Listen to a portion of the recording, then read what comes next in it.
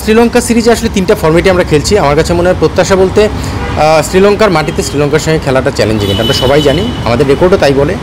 But still শ্রীলঙ্কায় কিছু ভালো স্মৃতিও আমাদের রয়েছে, সেখান থেকে পজিটিভ বিষয়টা যদি সামনের দিকে উঠিয়ে আনার চেষ্টা করি, সেরকম পজিটিভ কিছু আবার চিন্তা করতেই পারি। সো আমার কাছে মনে হয় যে এই সিরিজটা যদি টেস্টের দিকে আমরা তাকাই, আমার মনে হয় সিরিজটা যদি আমরা ড্র করে আসতে পারি, ফর এক্সাম্পল আমরা একটা জিতলাম ওরা একটা জিতলো, এরকমটা হলেও আমি সেটা খুব পজিটিভলি দেখব। আমি খুব আশাবাদী, কারণ আমাদের টেস্ট টিমে যারা খেলছে আপনি যদি লক্ষ্য করে দেখেন, তারা কিন্তু লাস্ট T20 সিরিজে ম্যাক্সিমাম প্লেয়ারাই ছিল না। টেস্ট টিমের ব্যাটিং লাইন আপটা যদি দেখি, বলিং কম্বিনেশনটা যদি দেখি, সো আমার কাছে মনে হয়েছে নতুন একটা ফ্রেশ টিম খেলছে, যারা টেস্টে স্পেশালিস্ট হিসেবে আমরা চিন্তা করি বা টেস্ট টিমেই খেলে রেগুলার। সো সেখান থেকে আপনি প্রিভিয়াস যে আমাদের বাংলাদেশ টিমের পারফরমেন্স, যেটা T20কে কেন্দ্র করে অনেক আলোচনা হচ্ছে, আমার কাছে মনে হয় টেস্টের জায়গা থেকে আমাদের মেন টেস্ট প্লেয়ার যারা, তারা কিন্তু সবাই মোটামুটি অ্যাভেলেবেল আছে। তো সেখান থেকে আমি খুবই আশাবাদী যে ভালো কিছু একটা প্রত্যাশা আমরা করতে পারি। আমি আসলে জানি না, মানে হুট করে এভাবে সিদ্ধান্তটা কেন হয়েছে, সেটার কারণটা আসলে আমি ঠিক বলতে পারবো না।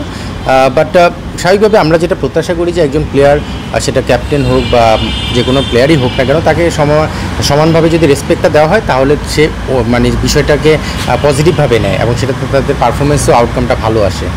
সো হয়তো আমি জানি না, ক্রিকেট বোর্ড নিশ্চিতভাবে কোনো প্ল্যান করেছেন, যেটা আরেকটু অর্গানাইজভাবে হলে হয়তো আরও ভালো হতো। বাট আমি শিওর যে নিশ্চিতভাবেই কোনো একটা প্ল্যান তারা করেছেন। সেই প্ল্যানটা না জেনে আসলে এটা সম্পর্কে খুব বেশি কমেন্টস করা আমার পক্ষে মুশকিল হবে।